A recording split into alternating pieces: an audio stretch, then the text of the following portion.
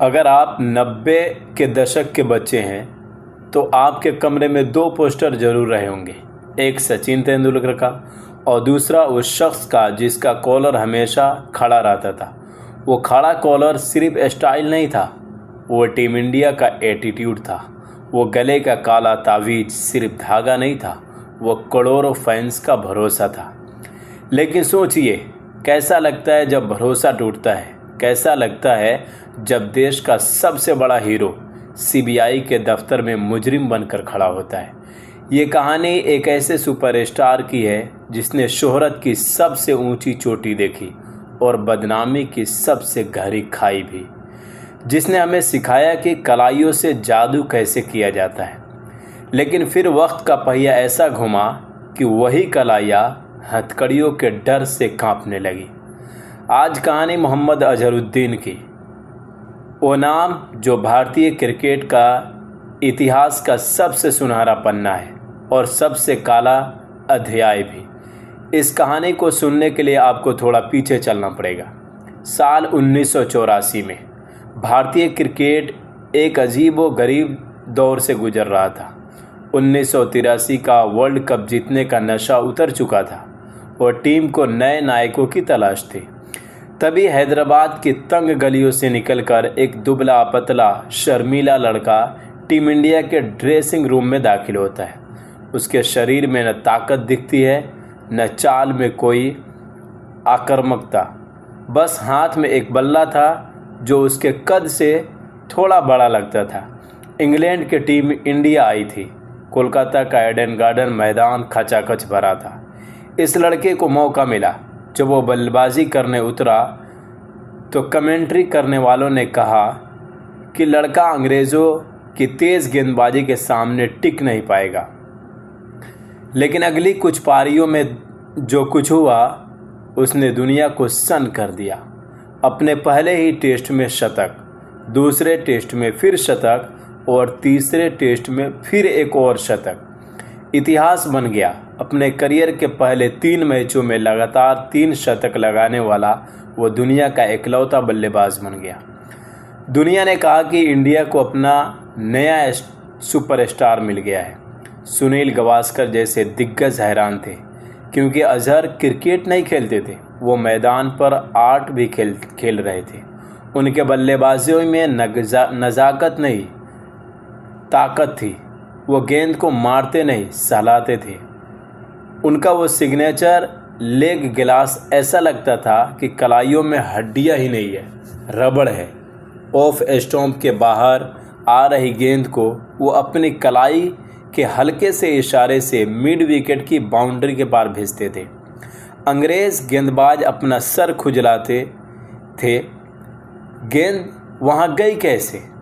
और इसलिए अजहर सिर्फ एक बैट्समैन नहीं थे, वो आर्टिस्ट थे। सचिन तेंदुलकर के आने से पहले अगर किसी ने भारतीय फैंस को टीवी स्क्रीन से चिपकाए रखा था तो वो अजहर ही थे। 1990 के दशक के अंत तक अजहर वंडर बॉय बन चुके थे।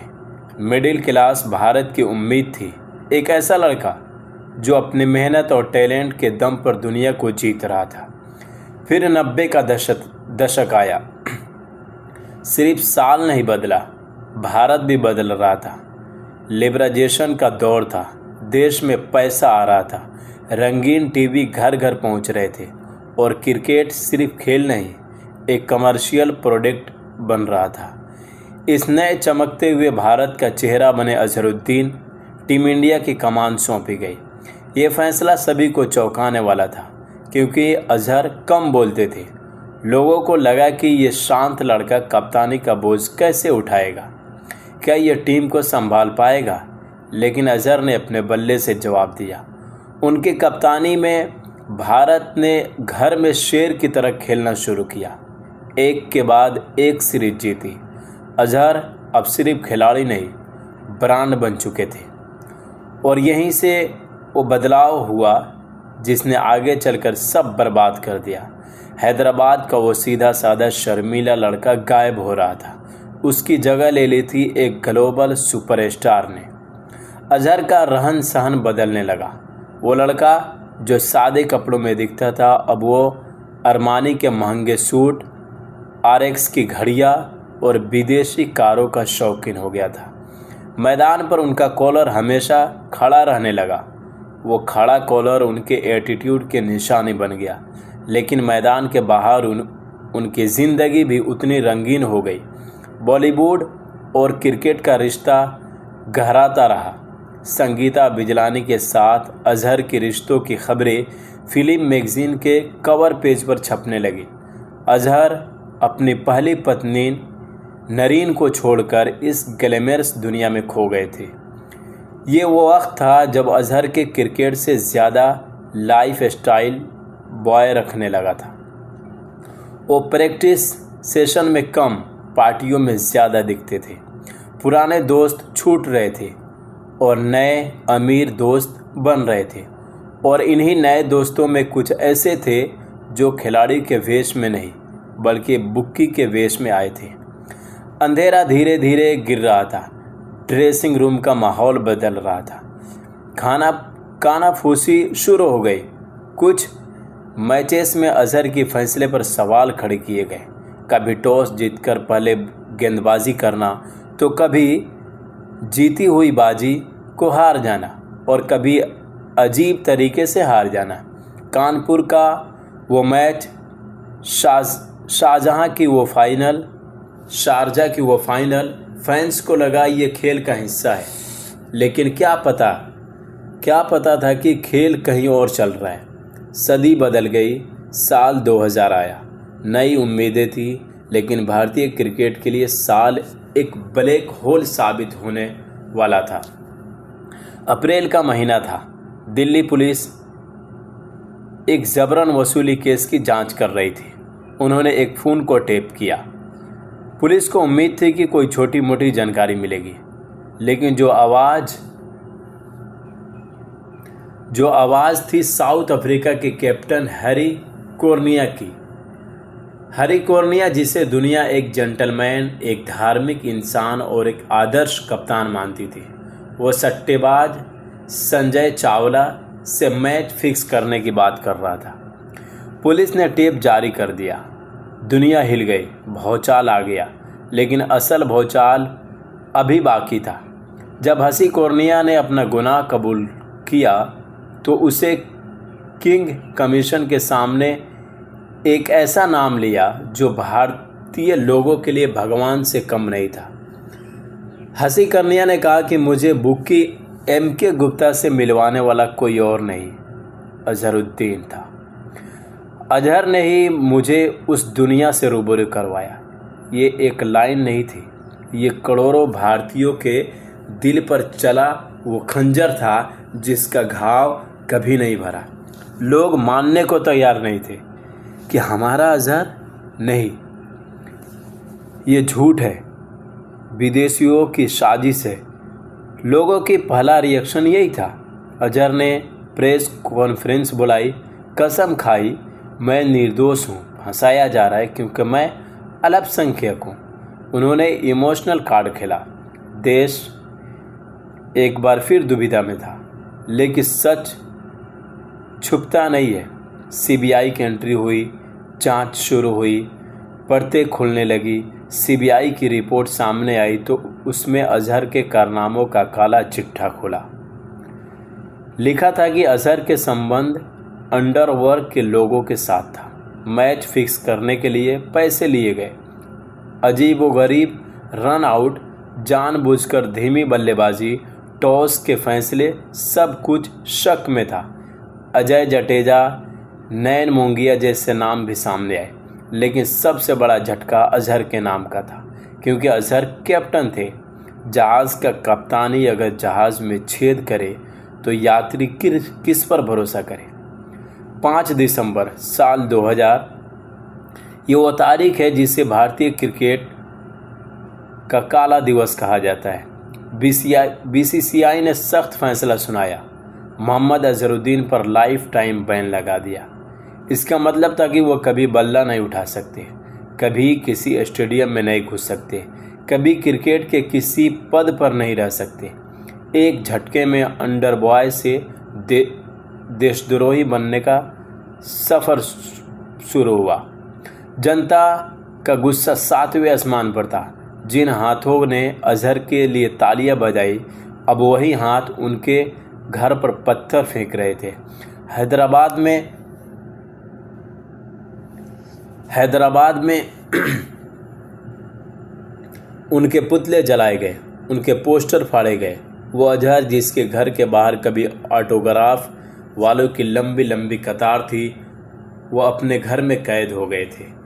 दोस्त गायब हो गए, फ़ोन की घंटियां बंद हो गई, और सबसे बड़ा दर्द, अजहर ने अपने करियर में 99 टेस्ट मैच खेले थे। वो 100वें टेस्ट मैच के मुहाने पे थे। सिर्फ एक टेस्ट मैच और होता तो उनका नाम लेजेंड की लिस्ट में आता, लेकिन वो 100वां टेस्ट मैच खेल नहीं पाए। नियमित खेल देखिए, हमेशा के लिए 99 पर आउट अटक गए। 99 पर आउट होना क्रिकेट में सबसे बुरा माना जाता है, लेकिन 99 टेस्ट मैचों में करियर ख़त्म होना ज़िंदगी का सबसे बड़ा श्राप बन गया। एक अधूरा करियर, एक अधूरी रास्ता, टीम इंडिया बिखर गई। तेंदुलकर ने कप्तानी छोड़ी। ड्रेसिंग रूम में डर का माहौल था, सबको एक दूसरे पर शक हो रहा था।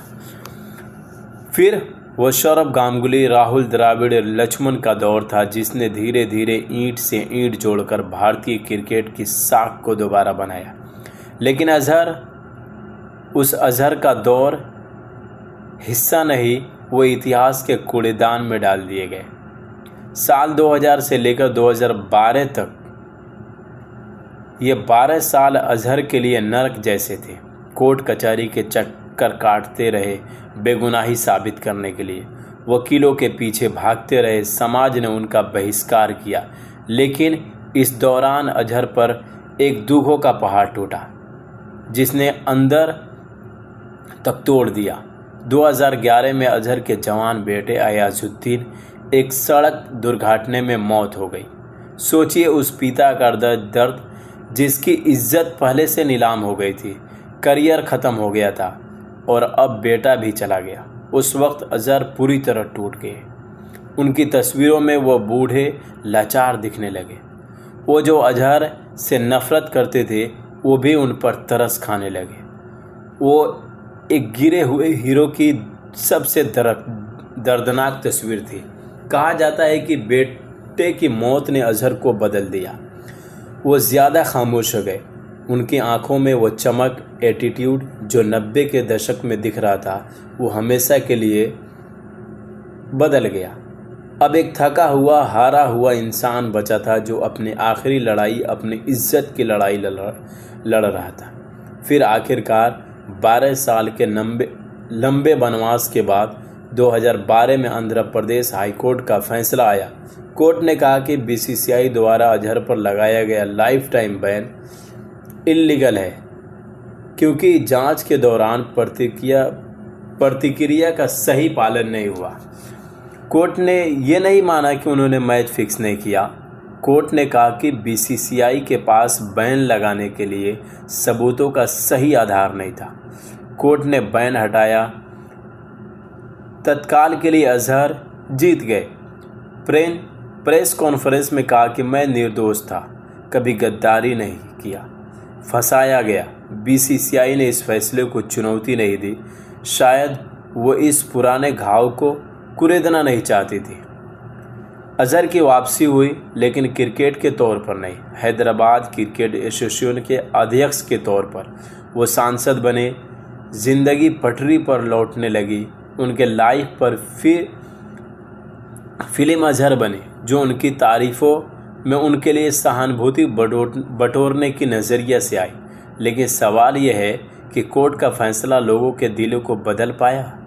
आज जब हम 2026 में पीछे मुड़कर देखते हैं, तो अजहरुद्दीन की तस्वीर धुंधली, थोड़ी साफ नज़र आती है। क्रिकेट के मैदान पर वापसी हुई है। वो आईपीएल के मैच में भी दिखते हैं, एक्सपर्ट बनकर राय देते हैं, लोग सेल्फी भी लेते हैं। वक्त ने कई घाव भर दिए। नई पीढ़ी तो शायद फिक्सिंग का वो दौर भी याद नहीं होगी। उन्हें एक लेजेंड दिखता है, उनमें एक लेजेंड दिखता है, जिसके नाम 22 शतक 99 टेस्ट मैच है, लेकिन जो 90 के दशक में जिए उन्होंने वो दौर देखा जिसमें अजहर का नाम आते ही कॉन्फिडेंस पैदा हो जाता था लोगों में। दो तस्वीरें चलती है, एक जादूगर की जिसने लॉर्ड्स के मैदान पर अंग्रेज़ों को नचाया, ईडन गार्डन में इंडिया को जिताया, जिसकी तावीज़ बाहर लटकती थी, कॉलर हवा से बातें करता था, और दूसरी उस आरोपी की जिसका नाम सीबीआई के चार्ज लिस्ट में था, जिसने हसी कोर्निया को दोस्त बनाया और पूरी पीढ़ी भरोसे को कत्ल कर दिया। आज भी बहस वही है, क्या अजहर एक विक्टिम थे, क्या सिस्टम हालात साजिशों से फंसाया गया आसान शिकार थे, या फिर वो एक विलन थे, एक ऐसा इंसान जिसने पैसे और ग्लैमर्स की भूख में अपने हुनर, अपनी आत्मा और अपने देश का सौदा किया।